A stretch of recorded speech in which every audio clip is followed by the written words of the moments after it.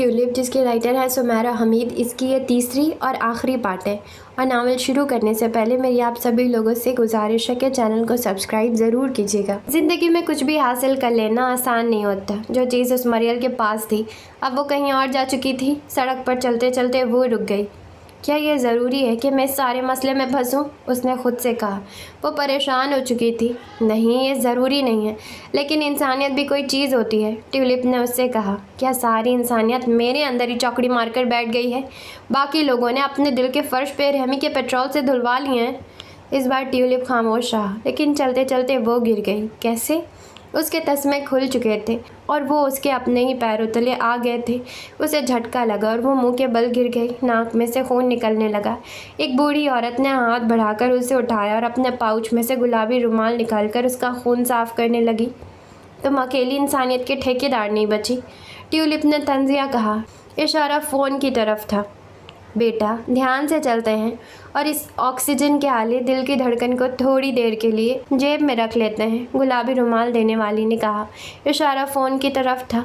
Oxygen के आले, दिल की धड़कन। फ़ोन को जेब में रखकर वो तेज़ तेज़ कदम उठाते अबू बकर के पास पहुंची। देखो, वो किताब उसकी लैंडलेडी के पास है, जिसका सामान टेलर चोरी करके बेच कर खा चुकी है। अब बाकी का काम तुम करो। उसके पास जाओ और उसकी मिन्नत करो कि वो टेलर के सामान में से तुम्हारी किताब निकाल कर तुम्हें दे दे। मैं मिन्नत किस मुंह से करूँगा? मेरे मुंह में तो ज़ुबान ही नहीं है, उसने बड़ी मासूमियत से कहा। उफ़, मैं तो भूल ही गई थी, उसने सर खुजाया। तुमने इतनी मालूमात भी हासिल कर ली हैं, ये भी बहुत है। अबू बकर ने उसका हौसला बढ़ाया। मक्खन न लगाओ, बेहतर है कि तुम मुझे कुछ रिश्वत लगा दो, उसने जल कर कहा। तो अबू बकर कहका लगाकर हंसने लगा। अगले दिन वो उस लैंडलेडी से मिलने के लिए चली गई। उसके घर के बाहर एक छोटा सा नोट चिपका हुआ था कि किराए के लिए कमरा दस्तयाब है। उसने वो नोट पढ़ा और अंदर चली गई। उसका ख्याल था कि मिन्नत समाजत से काम बनने वाला नहीं है, किराएदार बनकर ही कोई काम दिखाना होगा। तुमने शायद वो नोट गौर से नहीं पढ़ा। मैंने लिखा है कि किराया के लिए कमरा खाली है, सिर्फ लड़कों के लिए, वो बेजारी से बोली। इससे पहले वो गहरी नज़र से उसका जायज़ा ले चुकी थी। ओह अच्छा, मैं पूरी कोशिश करूँगी कि किसी लड़के से कम ना रहूँ। मेरा मतलब है मैं अपना रवैया मर्दाना रखूँगी। वह हैरत से उसे देखने लगी। मर्दाना रवैया? तुम जनानी होकर मर्दाना रवैया कैसे रख सकती हो?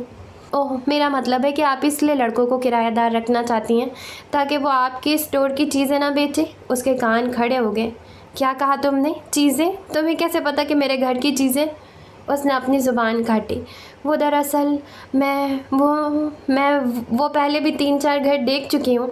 एक लैंडलेडी बता रही थी कि यूनिवर्सिटी की लड़कियाँ बहुत तंग करती हैं, मेकअप चुरा लेती हैं, खाने पीने की चीज़ें उठा लेती हैं। एक लड़की उनकी दादी का शाल उठा कर ले गई, तो मुझे अंदाज़ा हो गया कि लड़कियाँ ये सब करती हैं और इसलिए उन्हें कोई नहीं रखना चाहता। अच्छा, बाकी सबके साथ भी लड़कियां यही करती है। उसके ज़ख्मों पर शायद थोड़ा सा मरहम लग गया। लेकिन मैं ऐसी नहीं हूँ। आपको मुझसे कोई शिकायत नहीं होगी। इनफैक्ट मैं आपके घर के कामों में भी मदद करा दिया करूँगी और फिर घर का सफाया भी कर दिया करोगी, लैंडलेडी ने जल भुन कर कहा। उसका मुँह बन गया। हर इंसान एक जैसा नहीं होता मैडम। हर इंसान के मुँह पर भी नहीं लिखा होता कि वो चोर व चक्का नहीं है। आप मेरी बेइज्जती कर रही हैं। बेशक थोड़ी सी और कर लें, लेकिन मुझे रहने की जगह दे दें। मेरे एग्ज़ाम शुरू होने वाले हैं और बर्फ़बारी भी, तो मुझे तय खाने में बहुत सुकून मिलेगा। मुझे तय खानों में रहने की बहुत अच्छी प्रैक्टिस है। मैं पूरे 15 साल रही हूँ। तुम्हें कैसे पता कि मेरे घर में एक तय खाना है और मैं वो किराए पर देने वाली हूँ? वो हर घर में तय खाना होता है ना। इसके हलक में फंदा पड़ा। नहीं, हमारे पड़ोस के किसी घर में नहीं है। वो मैं शिकागो में रहती हूँ ना, तो शिकागो में मशहूर है कि न्यूयॉर्क के हर घर में एक तहखाना होता है, बस इसलिए। और क्या क्या मशहूर है शिकागो में? लैंडलेडी ने शक की नज़रों से उसे देखा। यही कि न्यूयॉर्क की औरतें बहुत सलीका-शुआर और खुश गुफ्तार होती हैं, खूबसूरत और नाजुक सी, उसने मुँह बना कर कहा। लेकिन मैं तो मोटी हूँ। लैंडलेडी के शकूक कम ही नहीं हो रहे थे। खूबसूरत और नाजुक जज्बात की हामिल, उसने फ़िक्र अदल बदल कर लैंडलेडी के सुपुर्द किया। उसे तहखाना दे दिया गया, जहाँ एक अदद सिंगल बेड था, कोने में एक लिखने पढ़ने की मेज़ और उस पर एक लैम्प। वो अपना सजा सजाया अपार्टमेंट छोड़कर उस छोटे से तहखाने में आ चुकी थी। इंसान का माजी घूम फिर कर उसके सामने आ ही जाता है। आह, वहाँ कोई और सामान मौजूद नहीं था। फ़िलहाल वो घर में घूम फिर कर डायरी नहीं ढूंढ सकती थी। लैंडलेडी उस पर कड़ी नज़र रखती थी। पहले उसे अपना एतमाद बहाल करना था, फिर लैंडलेडी से बात करनी थी। आपका घर बहुत साफ़ सुथरा है, कोई काट कबाड़ वगैरह नहीं है। उसने एक दिन असल मकसद पर बात शुरू की। लैंडलेडी ने एक आह सी भरी। बहुत कुछ था, सब चला गया। कहाँ? उसकी नज़रों के सामने टेलर का चिड़ियाघर घूम गया।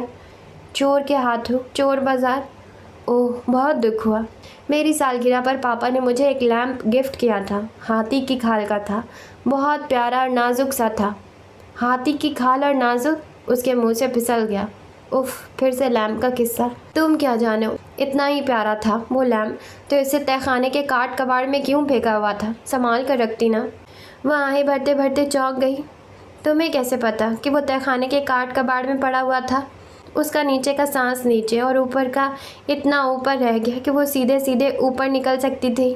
मेरा अंदाज़ा है, जब से तुम आई हो तुम्हारे सारे अंदाजे बिल्कुल ठीक साबित हो रहे हैं। कौन हो तुम? वो दरअसल।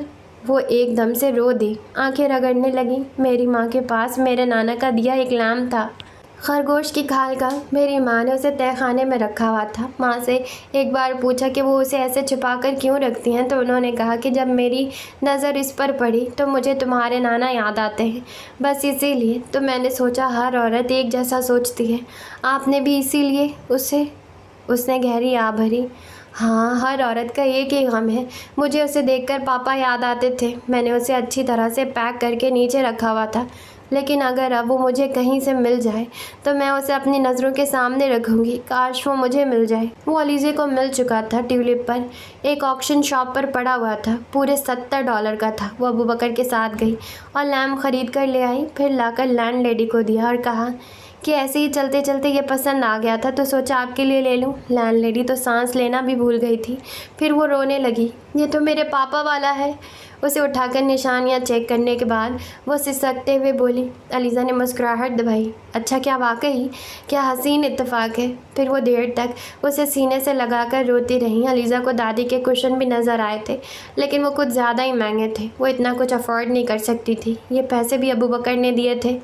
लैंडलेडी कुछ इतनी खुश थी कि उसे रात के खाने की दावत दे डाली। वो एक लड़की आपकी किराएदार रही थी, टेलर नाम था उसका। वो उसका सामान आपने रखा हुआ है, प्लीज़ वो दे दें। उस सामान में उसके फादर की कुछ तस्वीरें हैं और कुछ पुरानी यादें। तो खाना खाने के बाद उसने बात शुरू की। तो तुम उस चोरनी की फ्रेंड हो? तुम्हें उसने भेजा है? लैंडलेडी का मूड बिगड़ गया। नहीं, मैं उसकी फ्रेंड नहीं हूँ, लेकिन मैं इतना जानती हूँ कि वो अपने सामान के लिए परेशान है। बस मेरा दिल उसके आंसू देखकर नरम पड़ गया। मैं दूसरों के दर्द महसूस करने वाली लड़की हूँ, किसी को रोता हुआ नहीं देख सकती। मैंने सोचा कि आपसे बात करके देखूँ, आप जैसी रहम दिल खातून ज़रूर उसे माफ़ कर देंगी। रहम दिल खातून ने उसे बेरहमी से घूरा। तुम्हें उसने भेजा है ना? ये लैम्प भी उसने दिया होगा। यानी मेरी चीज़ें उसने छुपा कर रखी हुई थी। मेरी दादी का ड्रेस भी उसके पास होगा। कहानी उल्टी पड़ गई। दादी का ड्रेस कैंची और सुई धागे से गुजरकर कट फट चुका था। उसने जल्दी से दुकान की रसीद निकालकर उसे दिखाई। ये देखें, ये लैंप मैं आज ही ख़रीद कर लाई हूँ। आप दुकान पर जाकर भी पूछ सकती हैं, वरना फ़ोन करके पूछ लें। पूरे $70 का आया है। लैंडलेडी ने दुकान पर फ़ोन किया। फिर कहीं जाकर उसका गुस्सा ठंडा हुआ और वो उसे अपने साथ लेकर एक लकड़ी की अलमारी के पास आई। लॉक खोला और सामान की तरफ इशारा किया। मैं गुस्से में थी तो मैंने भी उसका सामान बेच दिया था। बस ये थोड़ा बहुत बचा है, ये किसी ने ख़रीदा ही नहीं था। वो हक्का बक्का खड़ी की खड़ी रह गई। एक पुराना कंबल, कुछ उम्र रसीदा गमज़दा स्वेटर, कुछ टूटे फूटे मग वगैरह, बस। और डायरी कहाँ है? वो चिल्ला उठी। उसका रंग जर्द पड़ चुका था। डायरी? वो याद करने लगी। उस चोरनी के बाद एक लड़का किराएदार बन कर रहा था यहाँ। मैंने उसे चोरनी के बॉक्स दिखाई थी कि जिसकी ज़रूरत है वो आधी कीमत पर ले ले। उसने 5-6 बॉक्स ले ली थी। कोई डायरी भी थी उनमें। वो पूछ रही थी। वो अपना सर पकड़ कर बैठ गई। उसका दिल चाहा कि हाथी की खाल से बने लैम्प को उठाकर अपने और लैंडलेडी के सर पर दे मारे। बहुत दिनों से तुम मिलने नहीं आई। अबू बकर पहली बार उसके घर आया था। उसने सर की जुम्बिश से बेल दी थी। शायद उसका सर कुछ ज़्यादा ही ज़ोर से बेल और दीवार से टकरा गया था। तुम मुझे बुला लेते, मैं आ जाती। उसकी हालत देखकर उसे अफसोस सा हुआ। मामा ने कहा है कि मुझे चलना फिरना चाहिए। उसने नज़रें चुरा कर कहा। तो तुम बस वॉक करने के ख्याल से यहाँ आए हो? उसके बेलौस से जज्बात पर पानी पड़ गया। अपार्टमेंट की वाहिद खिड़की से पूरा सर और आधा धड़ निकाल कर देख रहा था। हाँ, वहीं से कहा, खिड़की के बाहर सर निकालो, धड़ नहीं। नीचे गिरा गए तो कौन उठाएगा तुम्हें? सब उस वक्त अपनी अपनी जॉब पर होते हैं। इतनी ऊंचाई से गिरने पर इंसान नीचे नहीं ऊपर जाता है। सर को खिड़की से बाहर रखते हुए उसने मुड़कर उसे देखा और ज़ेरे लब हंस दिया। फिर वो खिड़की के पास रखी वाही चेयर पर बैठकर झूलने लगा, बिल्कुल बच्चों की तरह, जैसे वो कभी रॉकिंग चेयर पर बैठा ही ना हो। अच्छा लग रहा है यहाँ आकर, पर यहाँ शोर बहुत है। तुम्हारा घर भी अच्छा है, छोटा सा डरबा, शुरू भी नहीं होता और ख़त्म हो जाता है। ऐसे अपार्टमेंट को क्या कहते हैं? Micro apartment. तुम तो वाकई में बहुत गरीब हो भाई। ये रॉकिंग चेयर कितने की ली थी? ये पहले किराएदार की थी, फ्री मिली है। वो हंस दिया। तुम्हारी किस्मत काफ़ी अच्छी लगती है। अच्छी होती तो तुमसे मिलती। वो तंज कर रहा था तो उसने भी कर दिया। उसकी मुस्कुराहट गायब होगी। वो सॉरी कहने ही वाली थी कि वो उठकर खड़ा हो गया और गर्दन को सीधा करके बाहर की तरफ जाने लगा। उसकी चाल में इतनी तेज़ी थी कि वो भी तेज़ी से उसकी सिमत लपकी और ऐन उसके मुंह के सामने जाकर खड़ी हो गई। ज़्यादा फासला नहीं रहा था दोनों में। पीछे किचन काउंटर था, आगे सोफ़ा। घर छोटा था। आई एम सॉरी, मैं मजाक कर रही थी। कोई इतना करीब होकर ऐसे सॉरी कहे तो वो जो दिल होता है ना, उसके आसपास घंटियां सी बजने लगती है। अबू बकर हंस दिया और पहले दायां पैर पीछे किया, फिर बाएं को भी शर्म दिलाई और एक कदम दूर हटकर खड़ा हो गया। छोटे घर इसलिए भी अच्छे होते हैं, और मैं भी मजाक में ही जा रहा था। मामा कहती हैं बेवकूफ़ों की तरह बातों का बुरा नहीं मानते, बल्कि उन्हें हाथ से मार लेते हैं। घूमने चले? उसने ऐसे चुटकी बजाकर कहा जैसे खिड़की से बाहर उसका हेलीकॉप्टर तैयार खड़ा हो। शाम तक दोनों इधर उधर घूमते फिरते रहे। एक पार्क में बैठकर उन्होंने आइसक्रीम खाई। वो खुद भी खाती रही और चम्मच से उसे भी खिलाती रही। टिश्यू से उसका मुंह साफ करती रही। जब उसका हाथ थक गया तो उसने उसकी बाकी मांदा आइसक्रीम खुद खा ली। मेरे आने से पहले तुम्हारी ज़िंदगी बड़ी बेरंग सी होगी, है ना?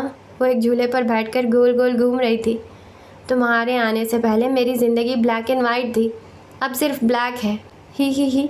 वो भी वैसे ही झूले पर बैठकर घूम रहा था। तुम नाशुक्रिया हो, इसलिए तुम्हारी किताब नहीं मिल रही। अब वो किसी और के पास जा चुकी है। वो जिसके पास भी जाए तुम उसके पास जाओ और उसे मेरे पास वापस लाओ, वरना मेरे इलाज का खर्च तुम बर्दाश्त करो। है तुम्हारे पास इतने पैसे? हाँ, मेरे पास बहुत कुछ है। 3 फ्रेंड्स को कर्ज़ वापस करना है, उसकी रसीदें, लॉन्ड्री का बिल, नेक्स्ट मंथ के किराए की फ़िक्र और तीसरे सेमेस्टर की फ़ीस का भूत। क्या लेना पसंद करोगे तुम? उसने जल कर कहा तो वो बेसाख्ता हंस दिया। अब वो दोनों रोड रेस्टोरेंट में बैठे पिज़्ज़ा खा रहे थे। तो बस फिर पूरी जान लगा दो और मेरी डायरी वापस ले लो। तुम मेरी जान वैसे ही निकाल लो ना। और बात सुनो, तुम्हें कैसे यकीन है कि वो डायरी जब किताब की शक्ल में छपेगी तो ज़रूरी कामयाब होगी और तुम्हें बहुत सारा पैसा मिल जाएगा? उसके चेहरे की मुस्कुराहट गायब हो गई। वो संजीदा हो गया। अलीज़ा, मुझे ज़िंदगी में कोई एक आध यकीन तो अपने पास रखना ही है ना। मैं ठीक हो जाऊंगा, मेरी किताब कामयाब रहेगी। अगर ये 2 यकीन भी मेरे पास नहीं होंगे तो और क्या बचेगा?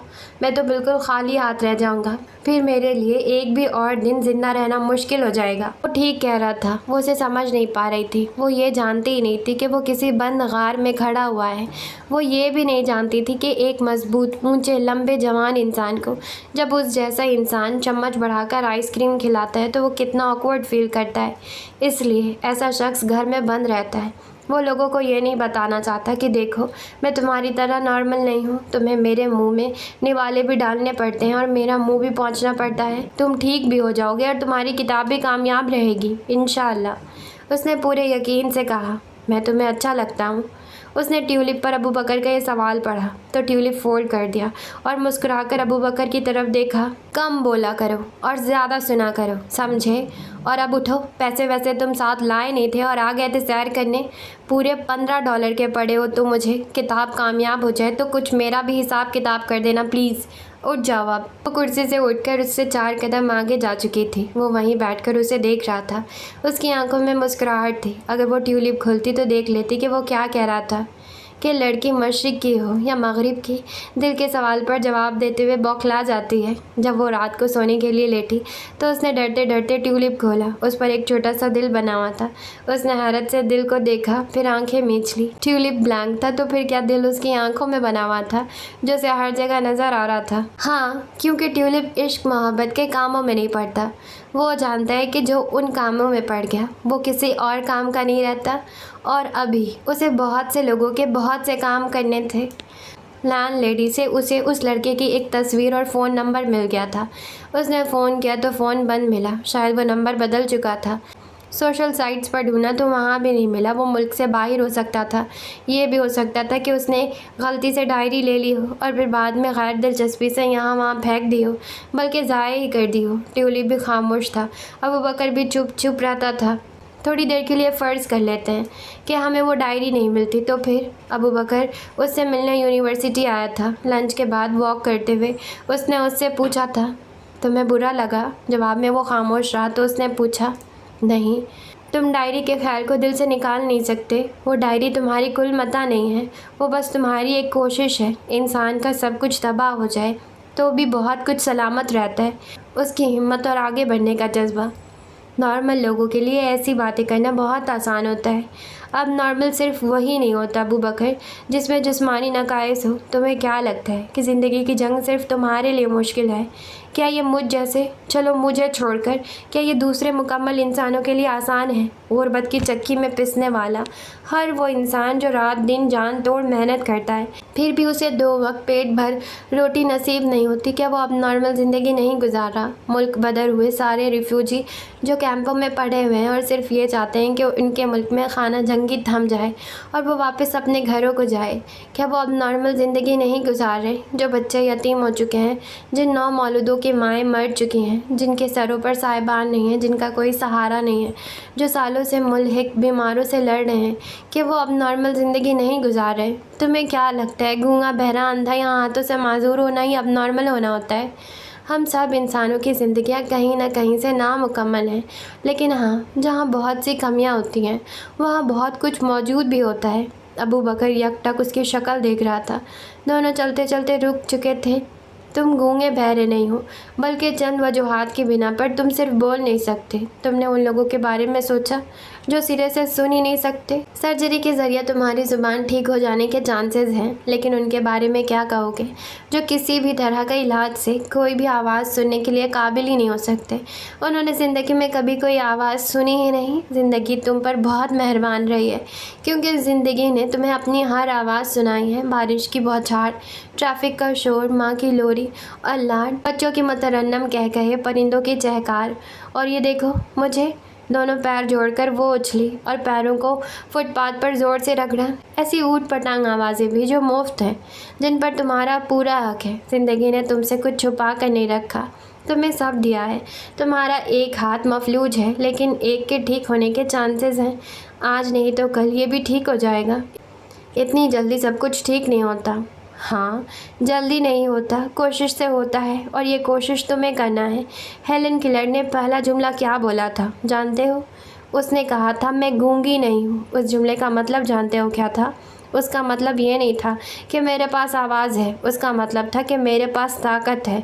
मैं फ़तहमंद हो चुकी हूँ, मैं अपनी कमज़ोरी को मात दे चुकी हूँ। मैं हेलन किलर में एक मुकम्मल इंसान हूँ। 20 साल उसने अपना हाथ अपनी टीचर के होठों और हलक पर रखा था और दुनिया का सारा इल्म निचोड़ लिया था। तुम 20 महीनों में थक गए हो। अबू बकर लाजवाब हो चुका था। ट्यूलिप तुम्हारी मदद के लिए आया है, लेकिन सच बताओ, क्या तुम खुद ट्यूलिप से बड़ा जादू नहीं हो? तुम्हारी हिम्मत और हौसला बज़ाते खुद ट्यूलिप नहीं है। अब तक की इंसानी तारीख में कितने बड़े बड़े जादू हुए हैं। क्यों और कैसे? सिर्फ इसलिए कि इंसान के पास हर जादू से बड़ा एक जादू होता है, उसकी मेहनत का जादू, उसके जुनून और लगन का जादू, खुद को मुकम्मल समझने और कभी हार न मानने का जादू। अल्लाह ने ट्यूलिप को भेजा, लेकिन कोशिश के लिए हमें ही मौजूद रखा। तुमसे मिलने से पहले मैं बहुत मुख्तलिफ थी, लेकिन अब मैं भी बहुत बदल चुकी हूँ अबू बकर। ज़िंदगी आसाइशों को हासिल कर लेने का नाम नहीं है। कामयाब ज़िंदगी दौलत और शोहरत के गिर्द नहीं घूमती। कामयाब ज़िंदगी और कामयाब इंसान तो वो हैं जो पहले खुद मजबूत इंसान बने, फिर दूसरे कमज़ोर इंसान को मजबूत बनने में मदद दें। ये ज़िंदगी इंसानियत की खिदमत के अलावा कुछ नहीं है। अबू बकर चुप था। वो रात तक चुप रहा था। वो सोच रहा था कि कब और कैसे वो इतना बदल गया था। बचपन से लेकर इस हादसे से पहले तक वो बहुत खुश उम्मीद रहा था। उसने कभी खुद को गूंगा नहीं समझा था। उसके बहुत से प्लान्स थे, ख्वाब थे जिन्हें वो पूरा करना चाहता था। फिर कैसे हाथों की मजदूरी के बाद उसने खुद को अधूरा समझना शुरू कर दिया था। हंसना और कहे लगाना तर्क कर दिया था, अपने ख्वाबों को महदूद कर लिया था। वो क्यों महसूस नहीं कर पाया था कि उस पर मायूसी तारी होती जा रही थी। हिम्मत हारना शुरू कर दी। वो खुद को सिफर समझने लगा है। चंद दिनों बाद वो दोबारा उससे मिलने के लिए गई तो अबू बकर घर पर नहीं था। आंटी ने बताया कि वो करीब ग्राउंड में फ़ुटबॉल खेलने के लिए गया है। जब वो फ़ुटबॉल खेलता है तो अक्सर मुंह के बल गिर जाता है। उठना उसके लिए मुश्किल होता है, लेकिन फिर भी वो चला गया। आंटी की आंखें नम थी, लेकिन चेहरे पर खुशी थी। वो भी यही चाहती थी कि तकलीफ़ से गुजर कर ही सही, लेकिन अबू बकर ख़ुद को ज़िंदगी में शामिल करे। फिर उन्होंने उसे कुछ पेपर्स दिखाए। सारी रात बैठकर इन्हें लिखता रहता है, पसीने से भीग जाता है, तकलीफ़ से चेहरा क्लंच जाता है, लेकिन ये पेन को उंगलियों में फंसा कर लिखता ही रहता है। टाइप करने की कोशिश भी करता है। अपनी गुमशुदा डायरी को भूलकर वो नए सिरे से कुछ लिखना शुरू कर चुका है। उन पेपर्स पर टेढ़ी मेढ़ी 4-5 सतरें लिखी हुई थी और पहली सतर थी, मैं एक मुकम्मल इंसान हूँ। ऐसा तो नहीं है कि वो ये दुनिया ही छोड़ चुका है। वो खुद से महुए कलाम थी, अपने खाने के लिए कुछ बना भी रही थी। ऐसा तो नहीं है कि वो ये दुनिया ही छोड़ चुका है। वो खुद से महुए कलाम थी, अपने खाने के लिए कुछ बना भी रही थी। तुम कितनी आसानी से मौत के बारे में सोच लेती हो, बहुत बुरी बात है। अच्छी बात यह थी कि पैन में सॉस डालते हुए उसे एक आवाज़ सुनाई दी। मेरे ख्याल से मैं बहरा नहीं हूँ। सुन चुका हूँ कि तुम्हें 9 बजे पिक करना है। अगर तुम्हारी फ़्लाइट लेट हुई तो मुझसे ये तवक्का न रखना कि मैं वहाँ बैठकर तुम्हारा इंतज़ार करूँगा, ठीक है? बाय। वो समझी साथ वाले अपार्टमेंट से किसी की आवाज़ आ रही थी। उसने आवाज़ पर तवज्जो न दी। जब वो बर्तन धो चुकी तो उसे याद आया कि साथ वाले अपार्टमेंट में क्या पूरे फ्लोर में कोई लड़का नहीं रहता। तो ये आवाज़ कहाँ से आई? किचन काउंटर पर उसका मोबाइल रखा हुआ था, तो आवाज़ ट्यूलिप से आई थी। उसने जल्दी से ट्यूलिप को देखा, लेकिन वो ब्लैंक था। उसने खौफ से उसे पटक दिया। ये क्या बात हुई? अब ये कौन था जो एयरपोर्ट जा रहा था या जहाज़ से आ रहा था? वही किराएदार लड़का या ये आवाज़ ही किसी और की थी? कौन से वाले नौ का कहा था? सुबह के या रात के? दिन कौन सा था? इस हफ्ते या अगले हफ्ते? उफ़! उसने ट्यूलिप को अपने मुंह के सामने रखा और एक थप्पड़ खींच कर मारा। अगर ट्यूलिप इंसान होता तो वो उसे जॉब से बर्खास्त कर देती। बंदा दे तो पूरी और ठीक ठाक तफसील दे, वरना ना दे। वो परेशान हो चुकी थी। आज दिन के 9 तो गुजर चुके थे। रात के 9 बजे से पहले वो 8 बजे ही एयरपोर्ट आ चुकी थी और वो इधर उधर चल फिरकर लड़के को ढूंढने की कोशिश कर रही थी। 9 से 11 बज गए, लेकिन वहाँ कोई नहीं आया। रात को सोने से पहले उसने सुबह जल्दी उठने के लिए अलार्म लगा दिया। सुबह अतवार था और वो 12 बजे तक सोती थी, लेकिन अब उसे 7 बजे उठकर 9 बजे से पहले एयरपोर्ट जाना था। वो अगले दिन सुबह एयरपोर्ट पहुंच गई, लेकिन 11 बजे तक उसे वहां कोई नहीं मिला। उसके पास किराएदार लड़के की जो तस्वीर थी, वो उस तस्वीर को इतनी बार देख चुकी थी कि उसे लगने लगा था कि उसकी अपनी शक्ल उस किराएदार लड़के की जैसी हो चुकी है। वो घर वापस आई और रात को फिर 9 बजे से पहले एयरपोर्ट आ गई। उसे हंसी भी आ रही थी और रोना भी। हंसी इसलिए कि उसकी ज़िंदगी कहाँ से कहाँ आ चुकी थी। रोना इसलिए कि वो मनहूस आकर क्यों नहीं दे रहा था जो फ़ोन पर बात कर रहा था। वो मनहूस आ चुका था। वो पिक करने के लिए आया था। बार बार रिस्ट वॉच की तरफ देख रहा था। 9 बजने में अभी पूरे 7 मिनट थे कि अलीज़ा ने उसके 12 बजा दिए। तुम जिसे पिक करने आए हो उसकी फ़्लाइट पूरे 30 मिनट लेट है। मैं तुमसे मिलने के लिए आई हूँ, जमाई लेते हुए। और मैं तुम्हारा यहाँ 3 साल मतलब 3 दिन से इंतज़ार कर रही हूँ। वो हैरान होकर उस अजीब व गरीब लड़की की तरफ देखने लगा। उसने शायद 3 दिन से कुछ खाया पिया नहीं था, इसलिए बेचारी बहक गई थी। तुम मिसेस नोबिता? ओ, मेरा मतलब है मिसेस जॉर्ज के घर पेइंग गेस्ट रह चुके हो। वहाँ तुमने उनसे कुछ बुक्स खरीदी थी, जिनमें एक डायरी भी थी। मुझे वो डायरी वापस चाहिए, क्योंकि वो किसी और की मिल्कियत है। और देखो, कोई होशियारी नहीं दिखाना। मेरे 2 आदमी तुम पर नज़र रखे हुए हैं। चौथी जमाई को बमुश्किल रोकते उसने बमुश्किल ही कहा। लड़के ने गर्दन मोड़कर आस पास देखा और फिर कहका लगाया, कोई प्रैंक कर रही हो? कैमरा कहाँ छुपाया है? मैं थप्पड़ मारूंगी और वो तुम्हारे मुंह पर छपेगा। वो ये कहना चाहती थी, लेकिन कह नहीं सकी। बहरहाल 10 मिनट की बहस व तकरार के बाद वो दोनों अगले दिन एक जगह मिल बैठकर बात करने के लिए तैयार हो चुके थे। अगले दिन जब वो मुकर्ररा वक्त पर उसके डिपार्टमेंट गई तो वो घास पर सीने के बल लेटकर लैपटॉप पर काम कर रहा था। तुम डायरी ले आए हो? वो घास पर उसके सामने बैठ गई। मैंने कब कहा था कि मैं डायरी लाऊंगा? तुमने कहा था कल आना और ले जाना। वो गुस्से से उठकर खड़ी हो गई।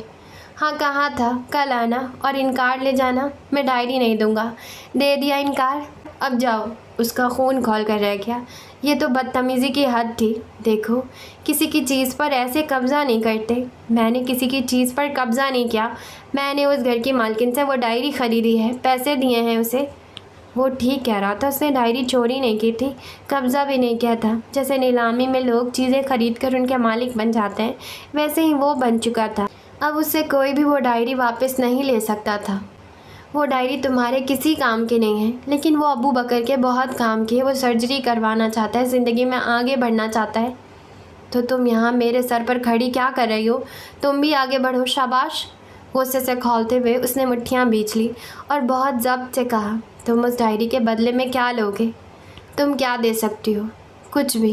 लेकिन देखो, बेवकूफ़ों की तरह पैसे ना मांग लेना। कोई ऐसा काम जो मैं कर सकूं। वो ठोरी को जाने लगा। शायद वो सिचुएशन एंजॉय कर रहा था। तुम मेरी गर्लफ्रेंड से मेरी बात करवा सकती हो? तुम खुद बात कर लो, फ़ोन कर लो। मरीख पर तो नहीं रहती ना वो? इस ज़मीन पर नहीं रहती, वो मर चुकी है। तो तुम भी मर जाते, उसने सोचा, लेकिन कहा नहीं। कहा उसने ये, मुझे मुर्दा लोगों से बातचीत का कोई तजुर्बा नहीं है। तुम कुछ और करो, शायद मैं वो कर सकूं। ये कर सकती हो तो ठीक है, वरना बाय बाय। उसने हाथ हिलाया। हाय हाय, उसका दिल दुहाई देने लगा। वो सोचने लगी शायद ट्यूलिप इस सिलसिले में कुछ कर सके। और आप जानते हैं कि वो कौन है? ये वही वो है जिसके कार्ड्स पढ़कर अलीज़े ने कहा था कि वो साइंसदान या डॉक्टर बनेगी, लेकिन जो खुदकुशी करके मुर्दा बन चुकी थी। ओह बेसाख्ता, उसके मुंह से निकला। तो उसकी असल सज़ा ये थी। उसने अपनी पेशानी को हाथ से ठोंका। घर आकर उसने ट्यूलिप पर लड़की का नाम लिखा था, उस पर उसकी तस्वीर भी रखी थी, लेकिन ट्यूलिप ने कोई रिस्पांस नहीं दिया था। वो जानती थी कि ऐसा कुछ नहीं हो सकता। वो एक मुर्दा लड़की से बात करना चाहता था और ट्यूलिप मुर्दा लड़की से बात नहीं करवा सकता था। अब डायरी का असली मालिक भी वही था। वो जिस शर्ट पर चाहे उस शर्ट पर उन्हें डायरी वापस दे सकता था। वो धौंस से उससे डायरी वापस नहीं ले सकती थी, ना पुलिस के ज़रिया ना ही अदालत के ज़रिया। वो अबू बकर से मिलने के लिए गई तो आंटी डॉक्टर से फ़ोन पर बात कर रही थी। वो बहुत पुरजोश थी। शायद डॉक्टर ने उन्हें कोई अच्छी खबर सुना दी थी। एक माँ की ज़िंदगी की सबसे बड़ी ख्वाहिश अपने बेटे को तंदुरुस्त देखने की थी। इंतज़ार था तो बस पैसों का, और बात सिर्फ पैसों की भी नहीं थी। बात उस कामयाबी की थी जिसकी अबू बकर को अब ज़रूरत थी। उस यकीन की थी जो उसके पास मौजूद रहना चाहिए था। उसकी अपनी चीज़, उसका अपना काम, उसकी अपनी काबिलियत। कितने ही दिन और फिर हफ्ते भी गुजर गए, लेकिन कुछ नहीं हुआ। न्यूयॉर्क में सर्दी बढ़ गई। एक दिन बर्फ़बारी के दौरान अचानक अबू बकर उससे मिलने चला आया। उसकी नाक और आंखें सुर्ख हो रही थी। इतनी ठंडी में तुम घर से बाहर क्यों निकले? मामा ने कहा चलना फिरना अच्छा होता है। उसके पास बोलने के लिए एक यही झूठ, एक यही बहाना रह गया था। उसने लब भींच ली। तो तुम चलते फिरते मेरे घर तक ही क्यों आते हो? और कहाँ जाऊँ? अगर वो मुंह से बोल सकता तो उसकी आवाज़ में मासूमियत होती और मोहब्बत भी। उसने अबू बकर को लड़की की तस्वीर दिखाई। ये लड़की मर चुकी है और हैरी इससे बात करना चाहता है। वो फिर ही डायरी देखा। अबू बकर चौंक गया। अभी कल ही तो मामा ने इससे वीडियो कॉल पर बात की है। उसके फ़ादर मेरा केस देख रहे हैं। ये अपने फ़ादर के मरीज़ों की कॉल्स वगैरह अटेंड करती है, उनका रिकॉर्ड देखती है और मीटिंग अरेंज करवाती है। वो हैरान अबू बकर की शक्ल देखती रही थी। वो उससे मिलती जुलती कोई और लड़की होगी, ऐसा हो सकता था। लेकिन इस तस्वीर को गौर से देखो। इस लड़की के कान पर ज़ख़म का निशान नुमाया नज़र आ रहा है। जो लड़की हमसे बात करती है उसके कान पर भी ऐसा ही निशान है। उसे याद था कि उसके कान पर चोट का निशान बहुत नुमाया था। ये किसी बचपन की चोट का निशान था। वो हैरान परेशान अबू बकर को देख रही थी। उसने अबू बकर का फ़ोन निकाला और लड़की को उसी वक्त वीडियो कॉल की। कॉल पिक कर ली गई और हेलो मिस्टर अबू बकर, आपकी अपॉइंटमेंट कल सुबह 10 बजे की है। इस वक्त आपसे बात नहीं हो सकती। अलीज़े ने एकदम से अपना चेहरा फ़ोन के सामने कर दिया। मैं तुम्हें याद हूँ अलीज़े, मैं शिकागो में होती थी। तुम अपनी फ्रेंड्स के साथ मेरे पास आई थी। तुमने कहा था कि मैं तुम्हारे लिए कार्ड पढ़ूँ। मैंने कहा था कि तुम बहुत बड़ी डॉक्टर बनोगी, याद है? याद करो। वो एकदम से परेशान सी हो गई। कौन हो तुम? ज़्यादा पुरानी बात नहीं है, मैं भी स्कूल में थी और तुम भी। तुम मेरी पेशगोई सुनकर दिलबर्दाश्ता हो गई थी और तुमने खुदकुशी कर ली थी। तुम मर गई थी। ओह हाँ, मैं तो मर गई थी। तुम अब ज़िंदा कैसे हो गई हो? वो ज़िंदा ही थी। बाप पर प्रेशर डालने के लिए उसने खुदकुशी की थी, लेकिन बाप ने उसे बर वक्त बचा लिया था। फिर वो न्यूजीलैंड चले गए थे। अपनी खुदकशी की खबर उसने खुद ही बढ़ा चढ़ा कर फैला दी थी। वही टीनएजर्स के बेवकूफ़ाना हरकतें। उसके बाप ने उसे म्यूज़िक स्कूल जाने की इजाज़त दे दी थी, लेकिन म्यूज़िक का भूत 4-6 महीने में उतर गया था। वो बाप के ख्वाहिश के मुताबिक साइंस पढ़ने लगी थी। वो डॉक्टर बन रही थी और साथ साथ अपने डॉक्टर बाप के लिए काम भी कर रही थी। तुम्हारा बॉयफ्रेंड हैरी भी कह रहा था कि तुम मर चुकी हो। उससे जान छुड़ाने के लिए एक खुदकुशी का ड्रामा मैंने उसके साथ भी कर दिया था। अच्छी ड्रामेबाज लड़की थी वो, जान पर खेलकर जान छुड़ा रही थी। अब मेरी बहन एक बार और जान पर खेलकर मेरी जान भी आज़ाद करवा दो। वो तुमसे बात करना चाहता है, तुम उससे बात कर लो और हमें हमारी डायरी दिलवा दो। मामला तय हो गए। आइए आगे देखते हैं क्या हुआ। जैसे कॉन्वोकेशन तकरीब के लिए स्टूडेंट तैयार होकर बन ठन कर जाते हैं, ऐसे ही वो दोनों तैयार शैयार होकर हैरी के पास यूनिवर्सिटी डायरी लेने पहुंच गए। अबू बकर ने आज सुरमई रंग का नया कोट पहना था। उसने भी एक अदद नई जैकेट पहनी थी। पापा ने उसे कुछ पैसे भिजवाए थे जिससे उसने शॉपिंग कर ली थी। आज उसे यकीन था कि काम बन जाएगा। मैंने तुम्हारी मुर्दा गर्लफ्रेंड से सारे मामला तय कर लिए हैं। अब तुम जब चाहो उससे बात कर सकते हो। अलीज़े के अंदाज़ में बड़ी इतराहट थी, जैसे वो डायरी लेने नहीं गोल्ड मेडल लेने आई हो। अच्छा, क्या वाकई? वो बर्गर खा रहा था, आराम से खाता रहा। हाँ, तुम डायरी ले आना, मुझे चेक करवा देना, हम देखेंगे कि वो असली है या नहीं। मैं उसी वक्त उससे तुम्हारी बात करवा दूँगी। वो बेयकीनी से उसे देख रहा था। क्या वाकई? उसे हंसी भी आ रही थी। हाँ मेरे बाप, हाँ, तुम्हारे लिए मैंने एक मरे हुए इंसान को डिस्टर्ब किया, उसे बात करने पर आमादा किया। अब तुम्हें यकीन क्यों नहीं आ रहा? उसने झुंझला कर कहा। बर्गर चबाते चबाते वो रुक गया, थोड़ा सा चौंक गया। मैंने मजाक किया था, तुमने वाकई शिल्ला से रब्ता कर लिया है? वो सब मैं नहीं जानती, मेरा उससे रब्ता हो चुका है। तुम डायरी दो, उससे बात करो और हमें आज़ाद कर दो। मैंने तुम दोनों को कैद ही कब किया है भाई? अच्छा, क्या मेरी 1 घंटे में उससे बात हो सकती है? मैं अपने हॉस्टल से डायरी लेकर आता हूँ। हाँ जाओ, डायरी ले आओ और जल्दी ले आना। वो 1 घंटे के बजाय आधे घंटे में वापस आ गया था। तब तक वो दोनों एक एक बर्गर खा चुके थे। उनके चेहरों पर बड़ा इत्मीनान था। अबू बकर तो मुस्कुरा भी रहा था, लेकिन अलीज़े का दिल धड़क रहा था। कोई भी 420 ही हो सकती थी। ये रही तुम्हारी डायरी, अब शिल्ला से रब्ता करो। उसने दूर से ही चिल्ला कर कहा। डायरी को खोल कर दिखाओ, पूरी भी है या नहीं? वो डायरी के सफ़े खोल खोल कर लहराने लगा। अबू बकर ने हाँ में सर हिलाया तो अलीज़े ने इत्मीनान का सांस लिया। दिल तो चाह रहा था कि चकमा देकर उसके हाथ से डायरी छीन ले, लेकिन अगर मेरी शिल्ला से बात ना हुई तो मैं इसे अभी जला दूंगा, समझी? मुझे पागल बनाने की बिल्कुल ज़रूरत नहीं है। उसने लाइटर निकाल कर उन्हें दिखाई।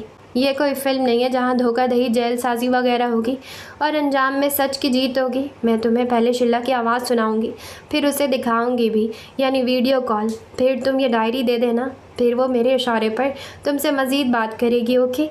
ओके। उसने सर हिलाया। उसने कॉल मिलाई।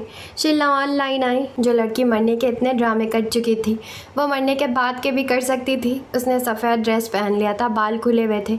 पीछे का माहौल बड़ा ही धुआं धुआं ख्वाबनाक सा था। अलीज़ा ने बमुश्किल अपनी हंसी छुपाई। पहले उसने बहुत इखलाक के साथ रूह से सलाम दुआ की, फिर उसने फ़ोन को घुमाकर हैरी की तरफ किया। उसका रंग फ़क हो गया, वो अपनी जगह से हिल ही नहीं सका। मैं समझा तुम मुझे पागल बना रही हो, बस मैं भी इंजॉय करने के लिए तुम्हारे ड्रामे का हिस्सा बन गया, लेकिन ये तो सच में। वो हकलाने लगा। अलीज़ा ने फ़ोन उसके हाथ में दिया और डायरी उसके हाथ से ले ली। ये लो, और जितना दिल चाहता है रूह से बातचीत को एंजॉय करो। चाहो तो स्क्रीन में हाथ डालकर उसका गला दबा दो। शिल्ला ने अपने मरने का ड्रामा इतनी शफाकियत से खेला था कि उसके ज़िंदा होने का गुमान भी नहीं किया जा सकता था। वह बेचारा हक्का बक्का शिल्ला को देखे जा रहा था। 5 मिनट की बात के बाद जाहिर है कि उससे मालूम हो गया था कि सच झूठ क्या है। गिले शिकवे शुरू हो गए। 2 बिछड़े हुए दोबारा से मिल गए। अलीज़ा ने जाकर उसके शाने पर हाथ रखा। मेरा फ़ोन वापस कर दो और अपने फ़ोन से इस रूह से बातें कर लो। हमें अब इजाज़त दो, खुदा हाफिज़। जिस वक्त वो हैरी से अपना फ़ोन ले रही थी, उस वक्त अबू बकर घास पर तेज़ तेज़ भाग रहा था। वो डायरी को उसकी कोट के जेब में डाल चुकी थी। वो खुश था, उसका चेहरा दमक रहा था। ये कामयाबी मामूली थी या गैर मामूली, लेकिन उसकी ज़िंदगी में तब्दीली लाने वाली थी। फूल बेरंग ही क्यों ना हो, वो फूल होता है। ज़िंदगी मुश्किल ही क्यों ना हो, ज़िंदगी होती है और हर मुश्किल के बाद आसान हो ही जाती है। ज़िंदगी एकदम से नहीं बदल जाती। ये ट्रैक से उतरती है तो उसे ट्रैक पर आने में वक्त लगता है। यूनिवर्सिटी से आने के बाद वो अबू बकर के घर जाया करती थी। वो बोलता था, और वो लिखती थी। उसकी किताब अधूरी थी, वो उसे मुकम्मल कर रही थी, गैर ज़रूरी चीज़ें निकाल रही थी। अक्सर लफ्ज़ों और जुमलों पर उनकी तकरार हो जाती थी, लेकिन करती वो अपनी मर्ज़ी थी। उसका ख्याल था कि उस किताब पर उसका भी हक़ है। अबू बकर उसके हक़ को तस्लीम कर लेता था। वो उसे भी तस्लीम कर चुका था और इस बात को भी कि वो उसके साथ मौजूद है और शायद हमेशा रहे। किताब मुकम्मल हो चुकी थी। अब दूसरा मरहला उसे शाये कराने का था, जो काफ़ी दुश्वार साबित हो रहा था। मैंने कहा ना, ज़िंदगी में हर काम इतना आसान नहीं होता। कदम कदम पर पापड़ बेलने पड़ते हैं, तकलीफ़ें उठानी पड़ती है, कहीं तारीक जंगलों और कहीं दलदली रास्तों से वास्ता पड़ता है। कितने ही पब्लिशर्स उसे रद्द कर चुके थे।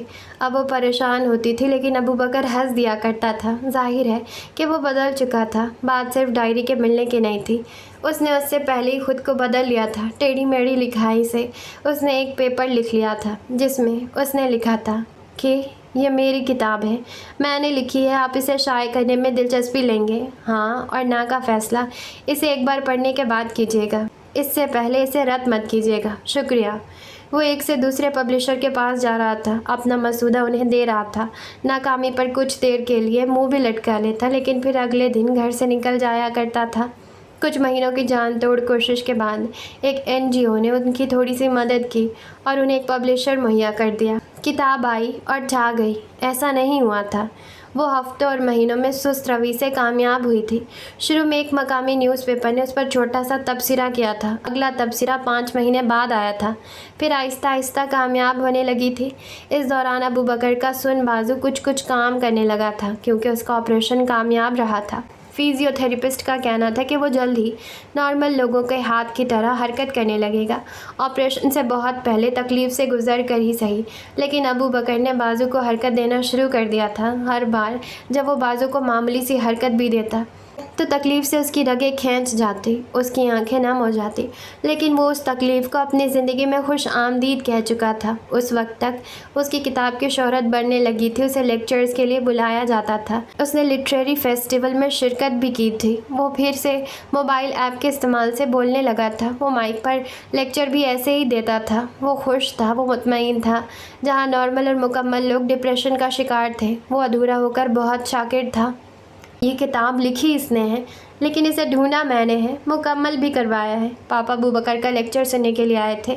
उसने झुककर उनके कान में कहा था। वो दोनों पहले रॉ में बैठे थे। पापा अबू बकर से बड़े मुतासिर थे।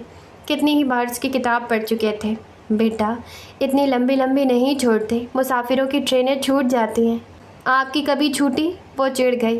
उसके सगे पापा तक यकीन करने के लिए तैयार नहीं थे कि उस किताब को हासिल करने में उसका भी कोई कमाल हो सकता है। तुम्हें अपना कमाल साबित करके कौन सा अवार्ड लेना है? ट्यूलिप पर लिखा था। अच्छा, तो ट्यूलिप तंज भी कर सकता था। कोई कमाल कर ही दिखाया है तो शुक्रिया करो कि अल्लाह ने किसी अच्छे काम के लिए तुम्हारा इंतखाब किया है। चुप रहो और भूल जाओ। ट्यूलिप अच्छे सबक दे सकता था। वो बेसाख्ता मुस्कुराने लगी। तुमने अपने उन फ्रेंड्स का जिक्र क्यों नहीं किया जिन्होंने तुम्हारे साथ फ्रॉड किया था? तुम्हें सारी दुनिया को बताना चाहिए कि लोग कितने बुरे हैं।